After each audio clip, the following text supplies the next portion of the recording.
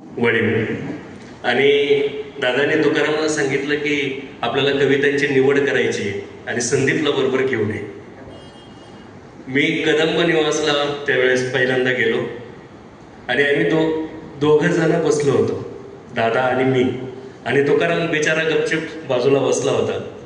विषय होता की कवितांची निवड करायची, पुस्तकाला साठी त्या पाठवायच्या. माझ्या मतानं देशमुख अँड कंपनीकडं ते पुस्तक पाठवायचं होतं.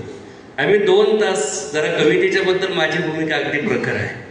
म्हणजे एक कविता तुकाराम वाचायचा, दादा म्हणायची संदीप काय करायचं, मी म्हणायचो दादा ही कविता नको. तर दादा म्हणायचे अरे याच्यातला पण हा शब्द भारी आहे, ही घेतली पाहिजे. आमचं 2-2.5 तास चाललं. ज्या कविता दादा म्हणायचे घ्यायच्या ती कविता मी म्हणायचो नको घ्यायला, कारण तुकाराम धांडे एक चांगला कवी आहे आणि पुस्तक चांगलं आलं पाहिजे, पहिलं पुस्तक, या विचाराचा मी होतो. शेवटी 2.5 तासांना असा निर्णय झाला की आहे तशा सगळ्या कविता त्या प्रकाशनाकडे पाठवून द्यायच्या आणि तो प्रकाशक निवडीला. आता आपल्या दोघांचं काही जमत नाही दादा म्हटले.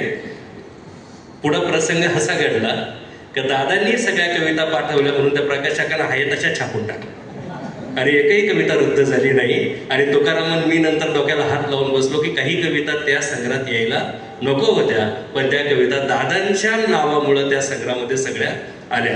त्याच वेळेस एक दुसरा प्रसंग असा घडला की सगळं ठरलं. 1-2-2.5 वाजता आमची जेवणं झाली, तिथं सगळं झालं. तुकाराम मला चिमटे घेत होता आणि सांगत होता दादांना सांग ना ते प्रस्तावना तुम्हीच लिहा म्हणून. तुकारामची काही हिंमत होईना. मग मी म्हटलं दादा याच्या पुस्तकाला तुम्हीच प्रस्तावना लिहा. ते म्हणत तुझ्या कवितेला, प्रकाशच्या कवितेला, लक्ष्मणच्या कवितेला, तुकारामच्या कवितेला प्रस्तावनेची गरज काय, लोकांच्या काळजात तुमच्या कविता आहे, आम्ही सांगायची काय गरज. म्हणून म्हटलं नाही, पण त्याची इच्छा आहे काहीतरी लिहिलं पाहिजे. माझ्या समोर दादांनी 6 ओळी लिहिल्या. त्या आजही तुकाराम धांडेच्या वळीव नावाच्या कविता संग्रहाच्या पहिल्या पानावर आहे.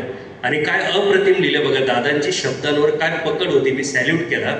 दादा असं म्हटले की आज जर यशवंतराव चव्हाण असते तर एका खांद्यावर नादो महानोर आणि दुसऱ्या खांद्यावर तुकाराम धांडेला घेऊन नाचले असते.